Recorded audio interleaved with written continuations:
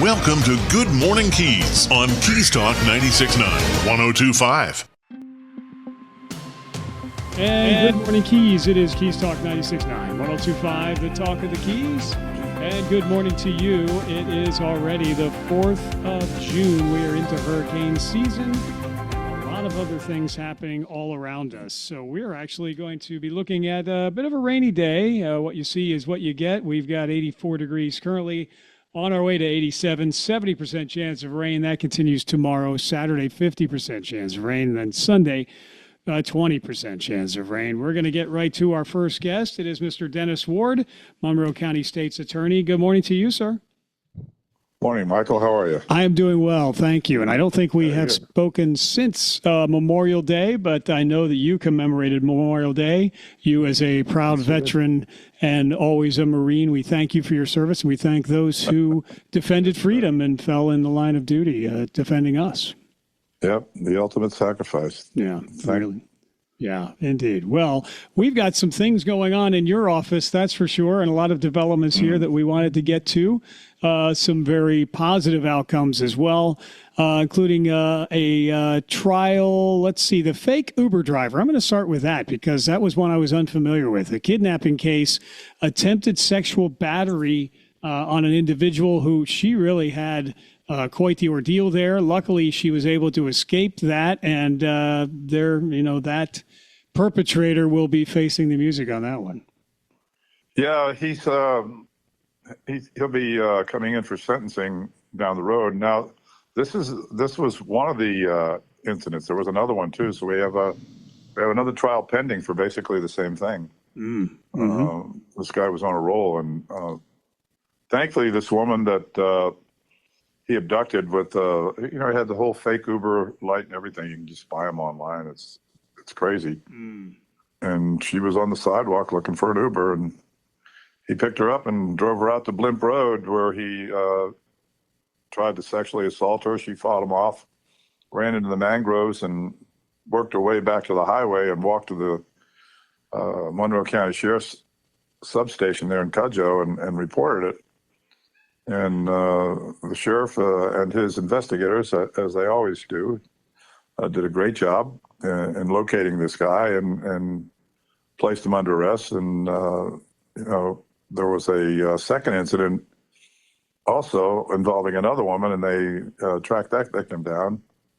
They charged him with sexual battery and false imprisonment, kidnapping, whatever you want to call it, battery, indecent exposure, and his first trial came up. Well, he was let out on bond, and he fled, and we got information that he was out in New Mexico, and we called the United States Marshals, who they do a fantastic job in locating these defendants that flee our jurisdiction, as well as other places too, all over the world.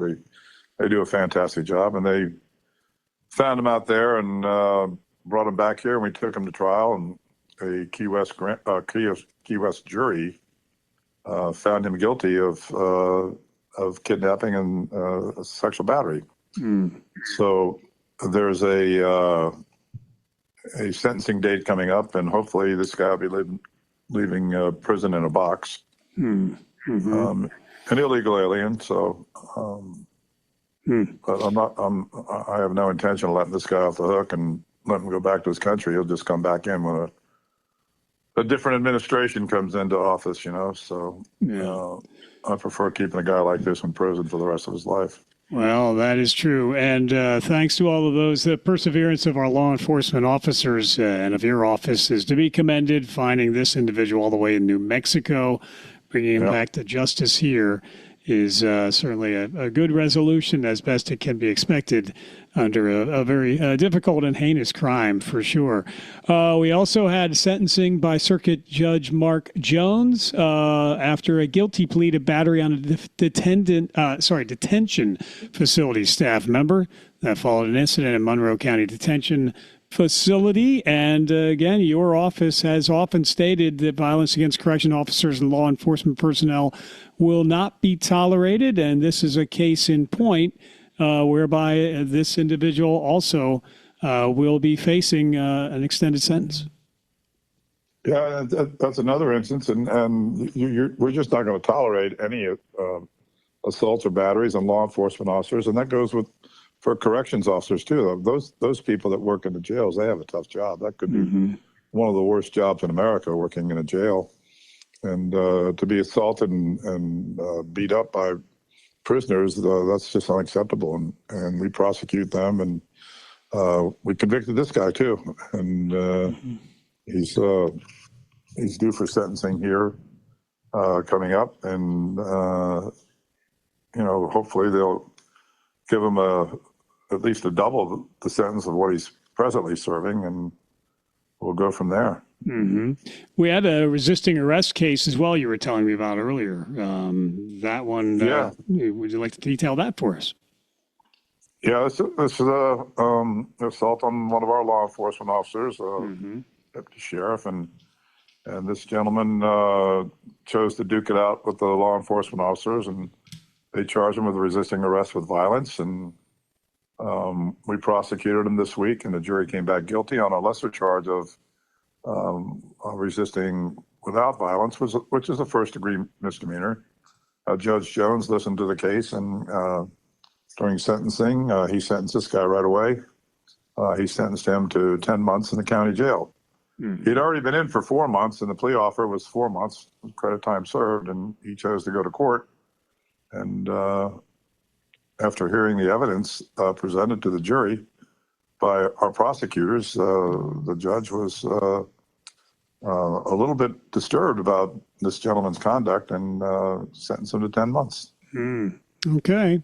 Well, our judges do take those types of crimes very seriously, as they do with all crimes. And again, your office is seeing to it that these crimes are prosecuted and not tolerated in our county. It is State's Attorney Dennis Ward, 16th Judicial Circuit of Florida. And we had a longer sentence for one of the types of crimes that your office has really gone aggressively after, and that is fentanyl. And this one resulted in the death by cocaine, I believe. This individual dealing cocaine ended up in a death, and there will be extended sentences, as it should be, for this case. Absolutely. And this gentleman was sentenced to 4 years in the Florida State prison system, followed by an additional 4 years of probation. He pled no contest to manslaughter by culpable negligence in the sale of cocaine in connection with a 22 drug-related death. Judge Lewis in Marathon adjudicated him guilty and also ordered him to pay $713 in court costs. It started, this investigation started after the sheriff's office responded to a residence in Marathon and found the decedent unresponsive in a bathroom by a friend. And once again, the sheriff's office did a great job on this, tracking down text messages on telephones and telephone calls. And we came across Mr. Johnson, and Mr. Johnson came in, and he was very cooperative. And he indicated that he had purchased the drugs from another individual by the name of Ronald Myers, and he gave us that information. He worked with us, and Mr. Myers has been charged in the same investigation, and Mr. Johnson's going to testify against him. So we have that case coming up soon. So. Well, yeah, pretty much it. There's some cases in the news as of late that are pretty serious, and again, you are seeing to it that they are prosecuted to the fullest extent of the law, and we appreciate that diligence as well. We also did have a boater sentenced following a Safe Harbor Channel crash. This ended in a plea of no contest to culpable negligence stemming from a boating crash at Safe Harbor Channel, Stock Island, October 2023. So again, this behavior is being held to account by this individual as well. Yeah, and that's another case where you're responsible for your actions, and especially when you're driving a boat and you crash into things and people get injured and what have you. And FWC did a great investigation on this, and subsequently the guy was charged and sentenced. Mm-hmm. Mm-hmm. Well, again, State Attorney Dennis Ward with the 16th Judicial Circuit of Florida on Good Morning Keys. Also in the news, Dennis, a lot about the second grand jury report directed at the city of Key West and the commission and the like. And apparently that will be on the agenda. I believe it's item number 27, if I'm not mistaken, at city commission meeting today. There will be some probably extended discussion there as to what the path forward may be based on that second grand jury investigation. Right, and if you recall, Mike, the grand jury made recommendations to the city, and there was I guess, a discussion maybe at the last meeting about, some of the commissioners weren't too receptive of any grand jury recommendations, and that's fine. But the grand jury is going to issue these reports. They listen to a lot of experts in the field of municipal, county, state government, in the different fields that were involved in some of these prior investigations and some pending litigation that are going. And quite frankly, I'm not telling the city of Key West how to run their government, and then the grand jury makes recommendations, and they can make whatever recommendations they want, and the commissioners can take them for whatever it's worth, and they can sit up there in their seats on the dais and criticize grand juries and what have you. But the grand jurors aren't an investigation. They didn't create this situation. The city of Key West did. Mm. So, I mean, these are citizens that are taxpayers that live in our communities, that are given the facts of what is going on, and spoke to experts, and they came out with their recommendations. And it's an election year, and certainly there's some opponents here that are taking advantage of some of these grand jury reports, and it's up to them. I don't tell Castillo how to run a funeral home, so that's up to him. If he wants to sit up there and badmouth the grand jury, have at it, buddy. Mm. That's an interesting comparison, most certainly. And staying with the city of Key West and the commission, we have a couple of we have one commissioner that a complaint was filed against.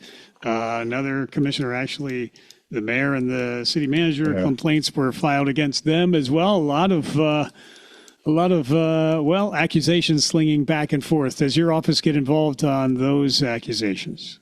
Yeah, well, we got a complaint from the commissioner, and we're going to investigate it, and we're in the evidence gathering mode presently. We're looking for reports and probably text messages and emails, and we're probably going to subpoena some records from the city and some people that are instrumental or part of this process, and making complaints and posting things on Facebook and what have you. We're going to have them probably come in and talk to us, maybe our investigators. Hey, maybe you're in a grand jury, We'll see how the city commission feels about that one. But this is in its infancy, and once we get all the paperwork that we need to move forward, we're going to do that and see what this new grand jury comes back with. So this will be like at least the third grand jury that will be reviewing issues that are taking place in our Key West government. Mm-hmm. State's Attorney Dennis Ward, 16th Judicial District of Florida on Good Morning Keys. And let's also pivot, Dennis, if we could, to property tax reform. Of course, that was passed earlier in the week by the special session of the legislature.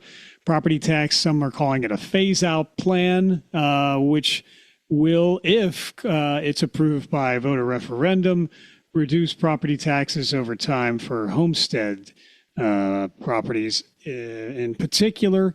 There was some talk about the possibility of it affecting constitutional offices and some of the other support services provided by the county for offices such as yours. Where does it stand if this were to move forward as far as threats to funding for your office?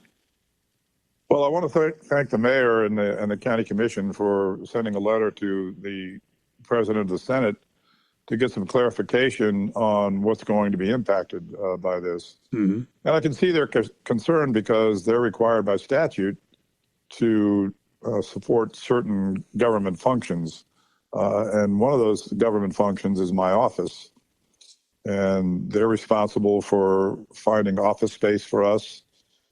They're responsible for our telephone system, and they're responsible for our IT, our computers and what have you. So that's kind of expensive. And, I was concerned about it, but the mayor and commission sent a letter up there to get some clarification, and that's a good thing.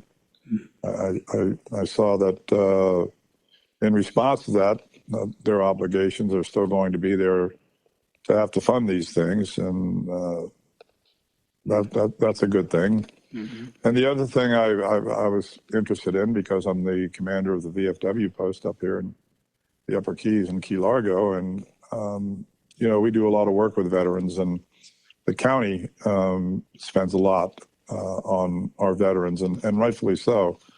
I mean, they're the people that went out and fought for this country and fought for our rights and our freedom of speech and all the other things that we have. And to just terminate programs because of a tax cut, that wouldn't be, and I'm sure that, most people, probably every one of them, certainly don't want to see an impact on veterans.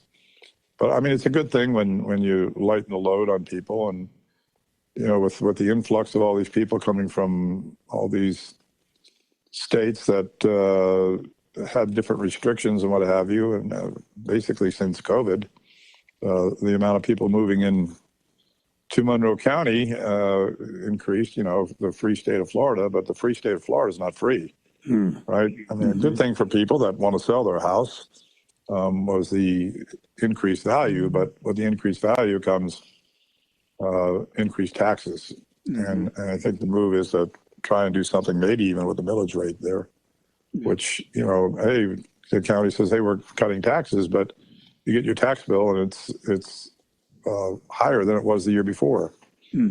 But there are certain ramifications from things like this, and that was two of the issues that were concerning me. And now, because the mayor and the commission did that, now they're against. They're being accused of being against the tax reduction, which is not true. They're not against the tax reduction. They just want to see it in how it impacts and get a clearer vision of what they need to do going forward. States but in today's Miami Herald, one of the sponsors says, well, it's confusing, right? Senator Avila, Miami Republican, said the amendment requires the legislature to create a procedure for local governments to raise the homestead exemption if local officials want to, right? Interesting. So a local jurisdiction, if they wanted to go beyond $250,000, they would be able to. Okay. If the legislature wanted to increase the exemption beyond that, they could propose another resolution for voters to decide, he said. Yes. So, I mean, and I think this is all going to get worked out here, hopefully before November, so people have an idea what's going on and how it impacts renters and people that aren't homesteaded. I mean, are the landlords going to get hammered? There's, I think, a portion in there that says businesses can only go 5%. Yes.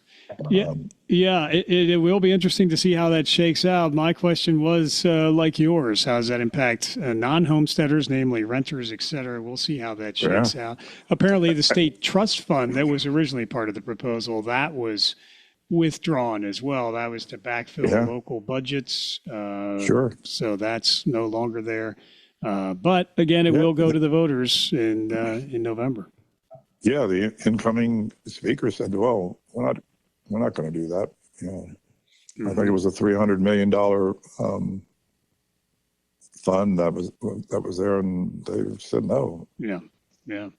Well, So it's interesting, but from what I can see, my office is still be funded, and we're still losing people. But I think we're going to get some good news from Tallahassee, and hopefully some salary increases so we can do something about the cost of living down here. I was on the phone with the head of FWC yesterday, reviewing a case, and we got to talking about personnel issues, and we need seasoned investigators down here for these BUI voting crashes, and sometimes the closest investigators up in Miami, and they got to come down to Key West or the Lower Keys. It's 3-4 hours. And if there's alcohol involved, then there's the dissipation of alcohol and what have you, and the same thing with FHP, and they can't find people that can stay down here, and same with FWC, same with me. Yeah. I got a guy leaving. He's going to work for Janine Pirro. He took a job at the United States Attorney's Office in D.C. Oh, my. I thought I had a guy to replace him, but the guy called me back in about 2 weeks later and said, I can't find anywhere where I can afford to live. So. Well, yeah, hopefully we'll all get some kind of relief moving forward, and hopefully you won't be back to slinging misdemeanors up and down the Keys as you had been doing, trying to fill the vacancies in your office. But at least the office rent will be paid from the looks of it, so that's good. That's right. And my computers will be running, and my phone system will be working. Otherwise, you'll be truly working out of your car, and that's probably not a great idea. It is State Attorney. It's Dennis Ward, 16th Judicial Circuit of Florida. Well, you worked so hard to preserve the 16th Judicial Circuit and to not allow it to move forward to be consolidated into Miami-Dade. Now we got to continue to fund it. So we'll be talking about that in the future. So, Dennis, I know your time is very valuable. We greatly appreciate you taking the time to spend with us this morning and every month. And as well, we certainly appreciate your dedication, commitment to our community and keeping us safe and putting the bad guys to justice. Is there anything else, though, that we should be mentioning at this time, sir? No, sir. No, sir. Let's not use the H word here for about the next 6 months. Yeah. Let's hope not. We're going to just move forward without that, hopefully this year again. And let's hope for the best for the entire state. Dennis, you stay safe. And thanks again for your service to our country and to the 16th Judicial Circuit here, as well as all of the other things that you've done so unselfishly over the years. Thank you, sir. We will talk very soon.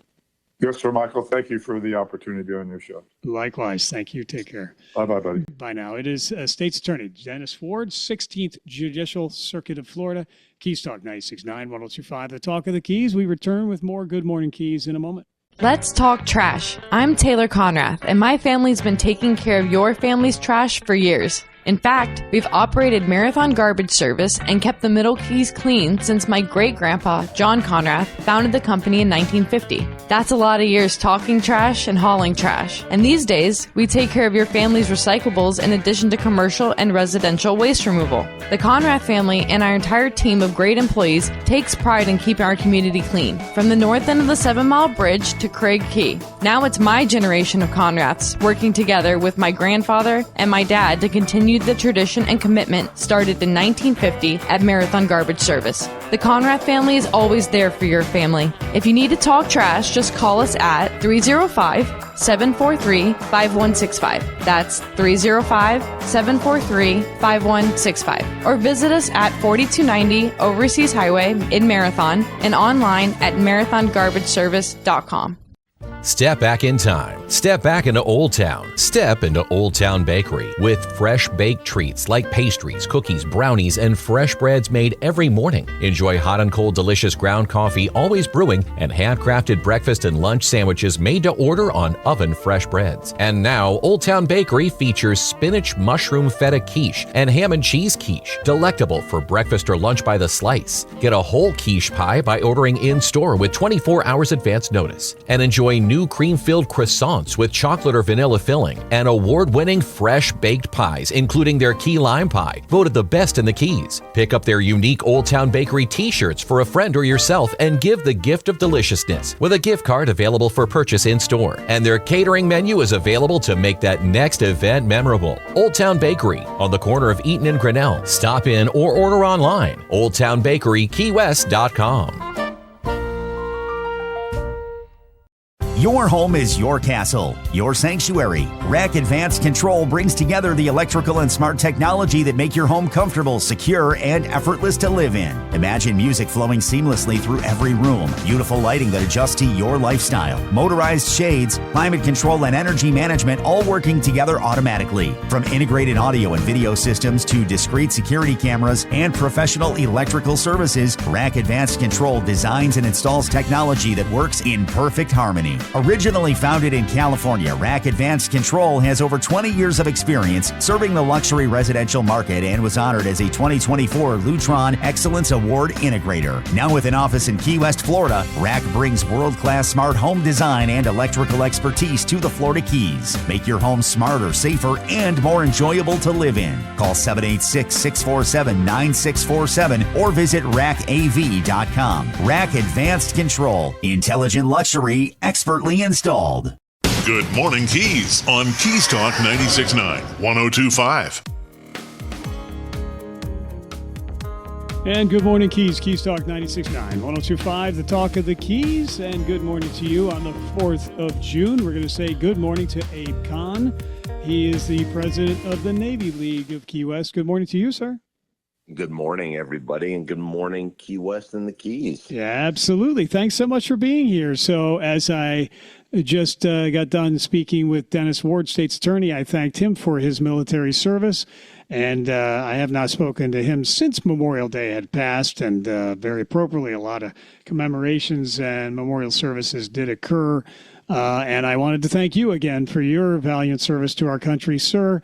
And I hope that you had a memorable and meaningful Memorial Day. I know you did, because the Navy League was very present at the Key West Cemetery for Memorial Day services.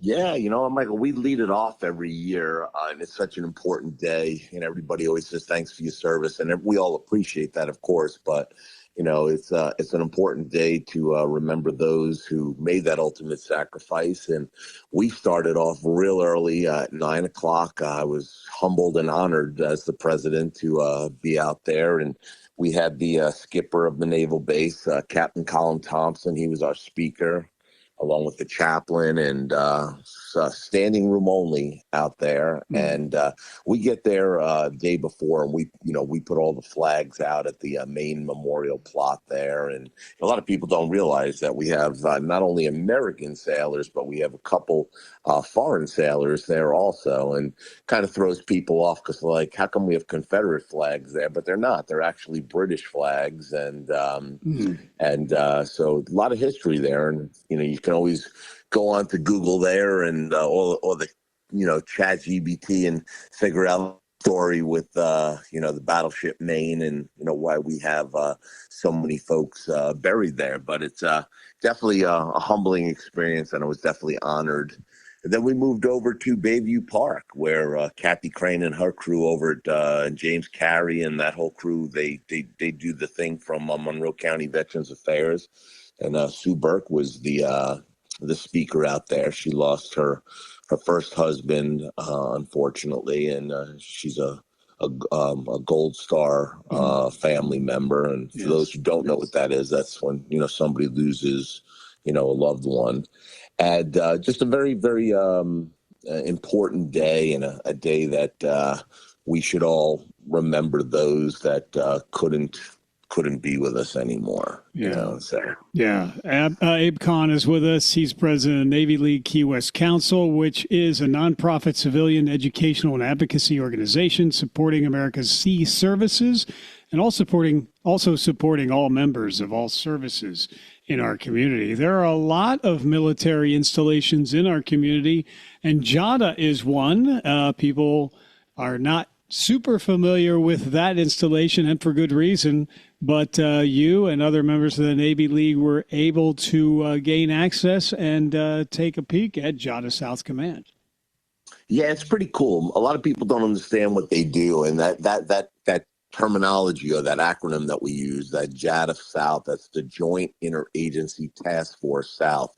And basically what all those fancy letters mean is when you're talking about joint and interagency, it's not just Army or Navy or military. It's led by Admiral Randall. He's a one-star admiral from the Coast Guard.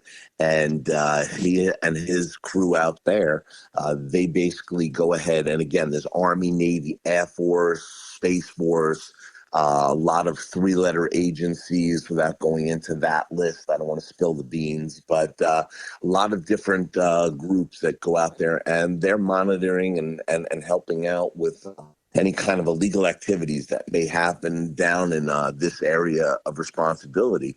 I worked there for about my final 2 years in the military, and it's a pretty fascinating place. They're not the guys that are blowing up boats and all that kind of stuff. That happens somewhere else. This is more of an intelligence thing. Or as myself, I was a DEA agent back before I retired.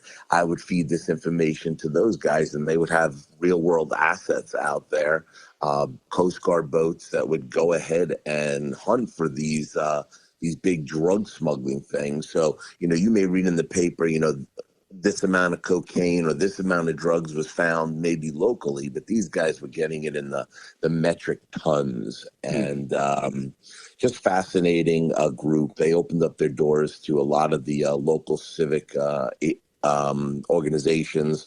So us, Military Affairs Committee and the VFW. So there's probably about 50 people that they brought through there, and just to get an education and show everybody, look, this is how we do it. This is what we do. On the non-classified side, but very, very interesting. And these are all things people can do if they join some of these organizations out there, whether it be Navy League or any of the myriad of organizations out there. Get involved in the community, and you can definitely go ahead and go on these field trips with us. We have a lot of things. We have one coming up to the search and rescue folks out at the base. I'm trying to schedule something out here for Fat Albert and the blimp site. There's just things that are pretty cool that the average person doesn't get to go to. That, if you get involved in the community, you definitely can go see some of these things. And, it's not hard. It's not expensive. And you can be part of the Navy League family. Yeah, absolutely. I know they can find out more at NavyLeagueKeyWest.org. And there's information on membership, sponsors and supporters, the mission and the like. And then the Facebook page also keeps people up to date on the happenings at the Navy League and all the contributions it is making. The USS Cooperstown. I didn't make that connection, which should have been obvious until you told me earlier. Lots of baseball memorabilia with, of course, Cooperstown, the Hall of Fame site for baseball. And USS Cooperstown keeps up with that theme, apparently. Yeah, it's another thing we got to do. It was a short notice thing, but they pulled in, and I know I've seen a lot of the stuff on Facebook. No, they're not here because of Cuba or this or that. They're just here for a site visit. Little R&R for their crew. They're taking on a bunch of food. They're taking on a bunch of fuel. Giving the guys and gals a couple days to relax in Key West, and we're showing them, the sites and, things and teaching them. But they were very nice. They invited the Navy League again onto the ship. And it's a really great, great thing. If you've never had a chance to go, we all met up down at by the amphitheater. And then we had some vans that our Navy liaison folks were able to help us out with, over on the base, and we from there got to go on the ship, and the ship is just loaded with awesome and cool baseball memorabilia for its namesake Cooperstown. And again, something that the average person might not have been able to do, but you get involved with these organizations like Navy League. And Michael, we do have a meeting coming up tonight. Oh. It's actually tonight. And, All right. before anybody spends that, whopping $50 to join us, if you want to come down and see what a meeting is like, tonight our guest speaker is James Carey from Veterans Affairs, and he's going to talk about a lot of the different benefits that you get or that we're eligible for as a veteran. So just come on down to the Sigsbee Community Center on Sigsbee at 6 o'clock and see what it's about. You're more than welcome to join us. It's free. You don't have to pay anything, and come say hi. Excellent. Well, Abe Kahn, president of the Navy League Key West Council on Good Morning Keys, you've given us a lot of reasons to investigate and consider joining the Navy League. There's some great activities that I'm sure a lot of people were unfamiliar that the Navy League does host. And finally, the Fast Response Cutter is in port, and you had some involvement with that as well. So, yeah, a lot of people don't realize that with the FRCs, the fast response cutters, those are those new, sleek, 70, 80-foot, I forget the exact length, ships that you see around, patrolling Key West. Those are the new ones. Every single FRC that comes into the Coast Guard, I think we're up to 80-something now, they come to Key West first. Okay, and this is where the crew trains. So if they're going to Bahrain, if they're going to Chicago, if they're going to Alaska, if they're going to New York, they come here for 3 months. And this is where the folks from the factory that makes them trains this crew for 3 months. And they go out, they use the boats, they learn how to, God forbid there's an emergency. This is where they train. So we're doing one next week. Unfortunately, this one's kind of closed unless you're in the organizations because you need base access and everything. But we're doing the Jeffrey Palazzo next week, and he was a New York City fireman, and he was a Coast Guard reservist. That's who the ship is named after.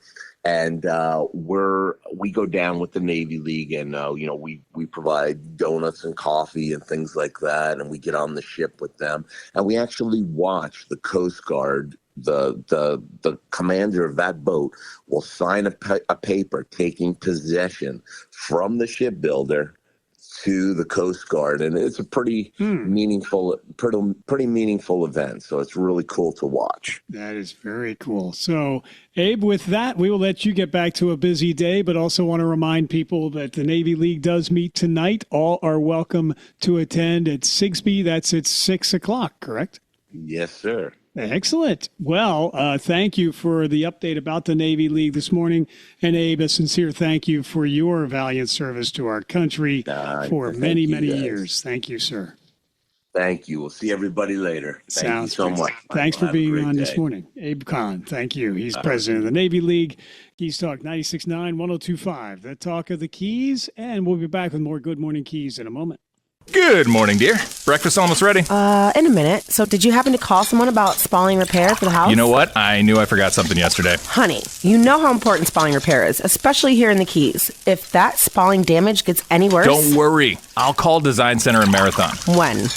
Today. How about now? Okay, dear. Now. Design Center, the most efficient spalling contractor in the Keys, providing the fastest results. With over 40 years combined experience in spalling repair and a member of the International Concrete Repair Institute, Design Center can handle the largest jobs to small structures. They also handle quite a number of condominium and county projects. Mention this ad or the program you're listening to and receive 10% off your spalling repair. Visit DesignCenterFL.com or call 305-735-4042.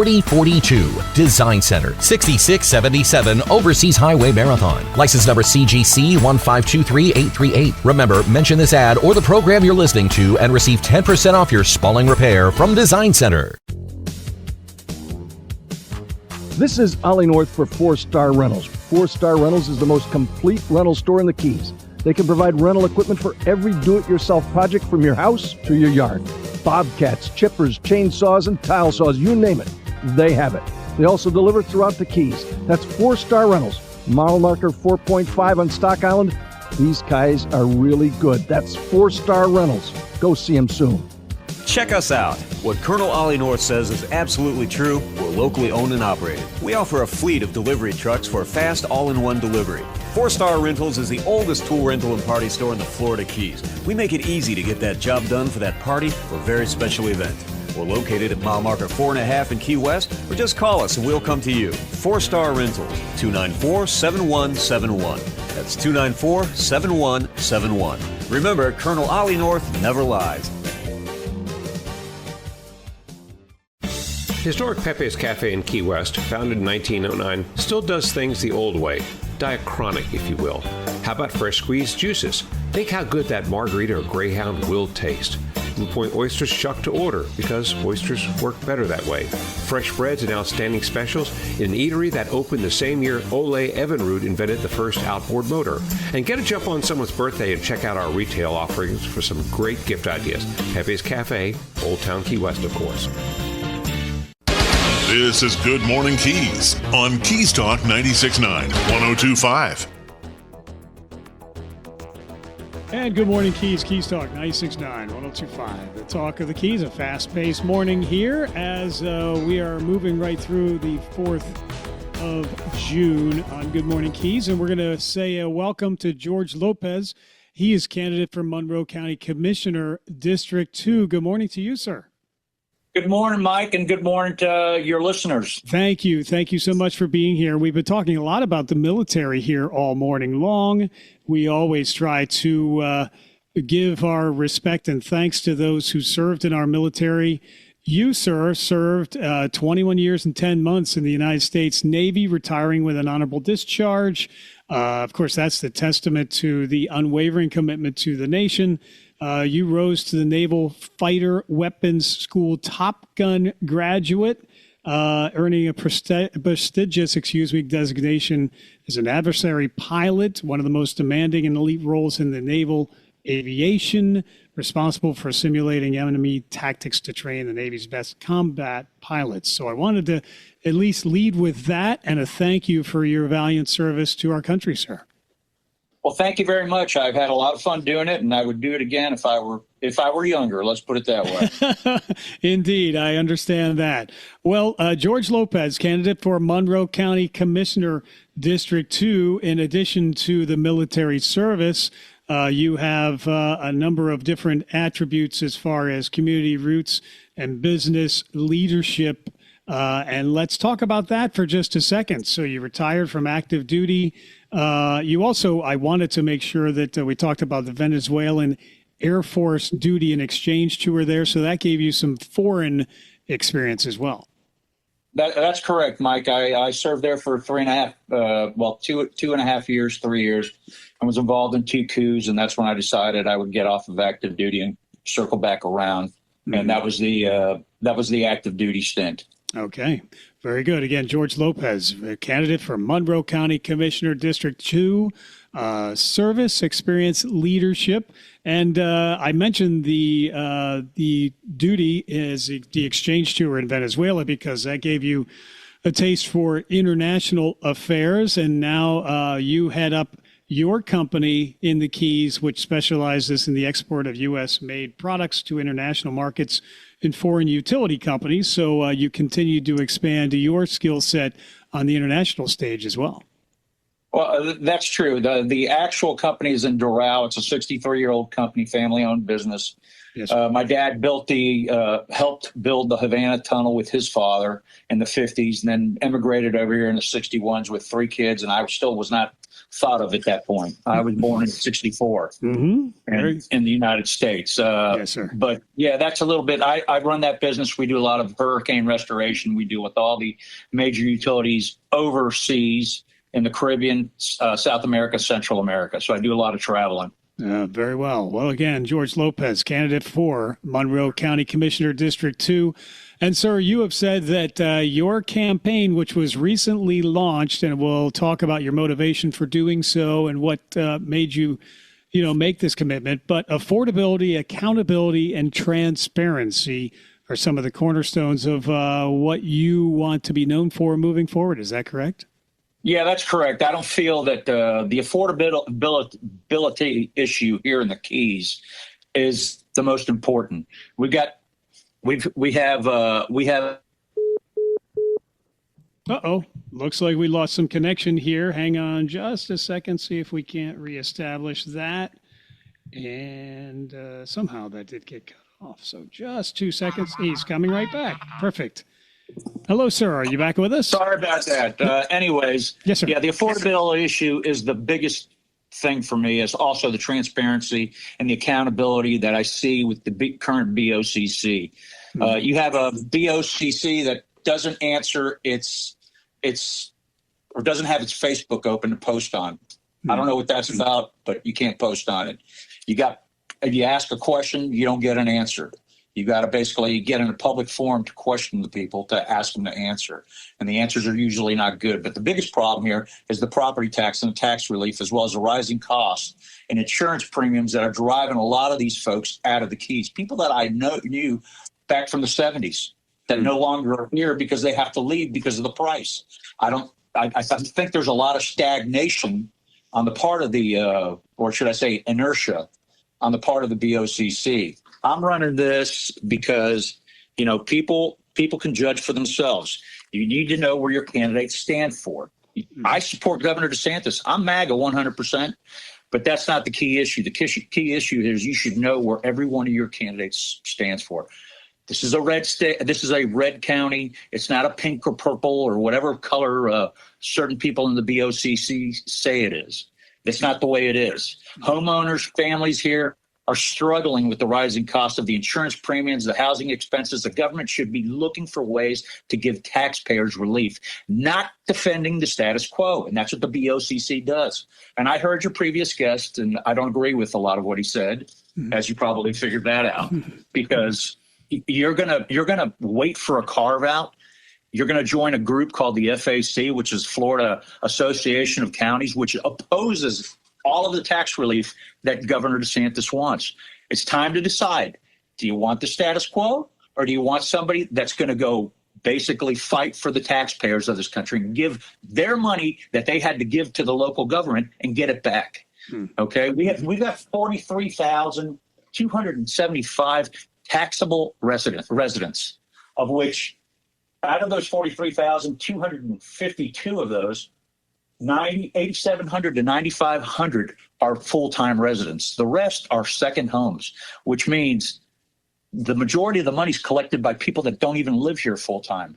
And it equates to, in fiscal year 21, it equated to $103 million.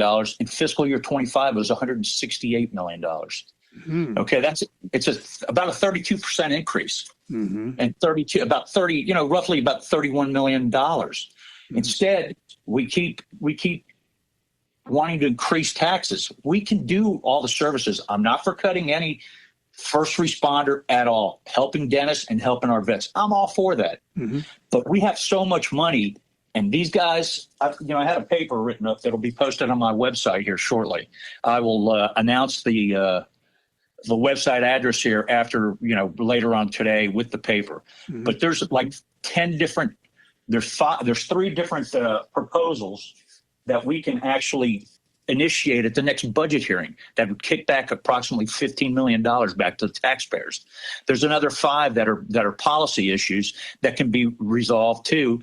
And then the TDC, which nobody wants to touch, but they generate a lot of money. And by their own website, they basically say, hey, we advertise and we could actually help the voters. And they admit the problem. And now it's called Visit Florida Keys or whatever. But the other thing is my opponents aligned herself, like I told you, with the FAC, and that publicly opposed and raised alarms about DeSantis's, Governor DeSantis's tax hike, tax relief program, and has basically been forcefully looking to go against that program. Our own Florida Doge by Blaise Angola basically issued an executive order, 2544, establishing, the actual department, and it directs state agencies, it's told the state agencies to find ways to give back money via the tax relief program. And you know what? Nothing's happening because this FAC group that the BOCC has aligned itself with is basically opposing it. And I don't know why the Keys has to be part of some group out of Apopka, where they're headquartered. Okay, I believe our country or county government, excuse me, has to live within its means, just like the families that are here in the Keys who pay their bills, pay the insurance premiums, pay the tax revenues or the tax revenues. And I don't think the government, our local government, that is protecting our taxpayers. Why can't we give our money back to us?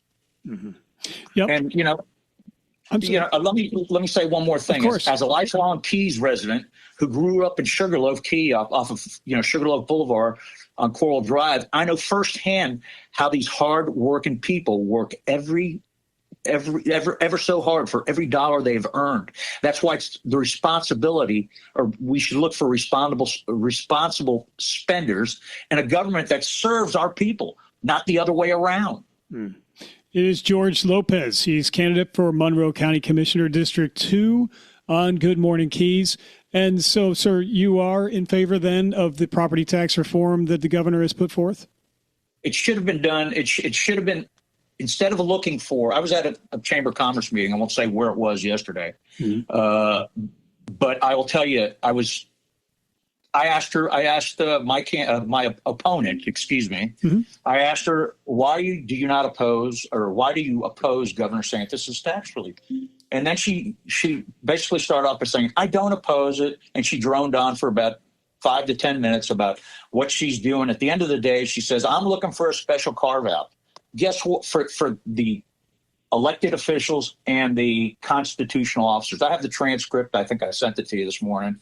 And I don't think that's the way it should be run. You should fix the problem for the taxpayers first and then worry about the government.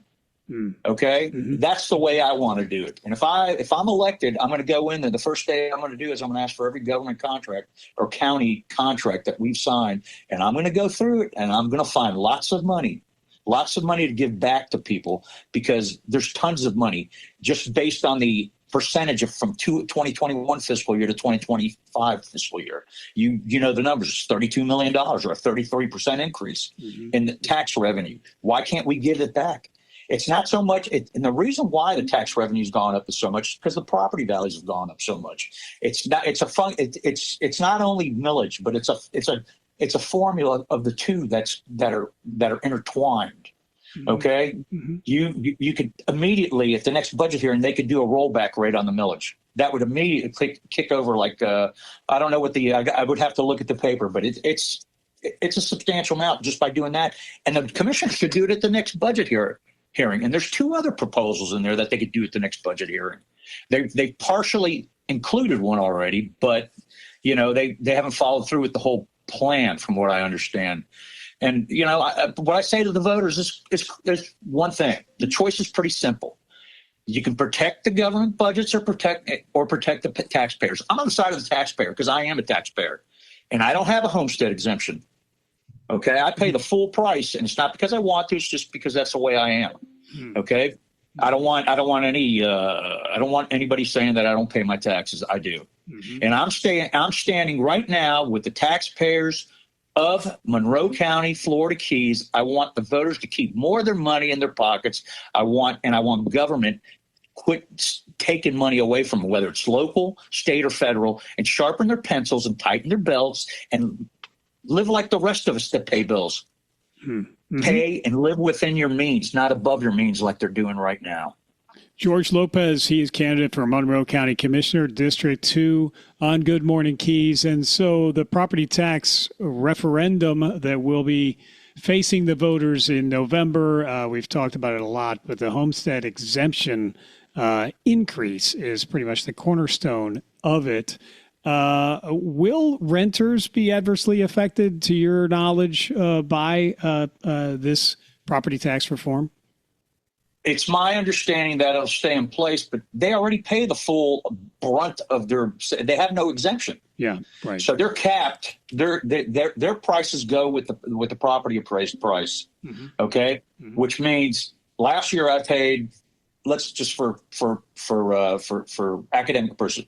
Let's say I paid $14,000 last year. This year I paid $17,000. It's not capped by the Save Our Homes Act, which only allows for a 3% increase. Okay, per year.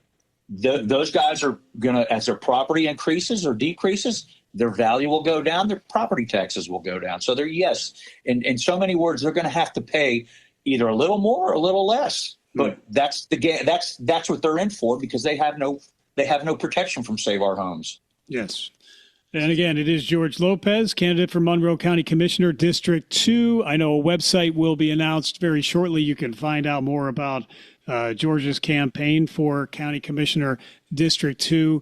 And on the property tax argument that is swirling these days, there are those who would say that county services and quality of life services, let's put it that way, would be adversely affected and would go away. I don't agree with that. Okay. I don't agree with that. Okay. I don't agree with that. And the reason why is because there's tons of money there based on the amount of valuation of the house and the increases that have happened on the tax revenue basis. It just means they're going to have to get smarter at some of their little pet projects and basically tighten their belt a little bit, take away from some of the fringe benefits that there are out there. And I'll have those listed on the and I'm not saying, I mean, out of the $168 million, just so you know what the breakdown is, it comes out to 70% for first responders and police.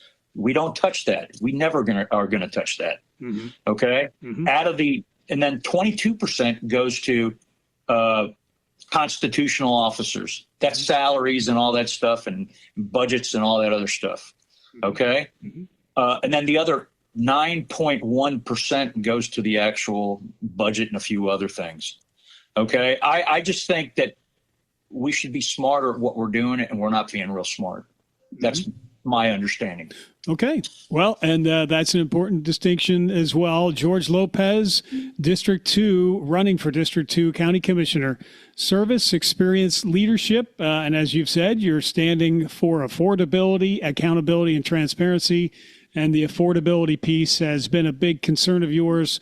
And was that what finally prompted you to make this commitment for public office? No, to be honest, what really prompted me to run for, one of the things was somebody said something, a certain member of the Board of County Commissioners said something which was not true. And no need to mention the name. Anybody that's in the Republican Party knows what it was. Okay. And, or should I say anybody in the REC. Would know what that is. I'm not going to start off that way, but I'll tell you this. I think the choice is pretty clear here.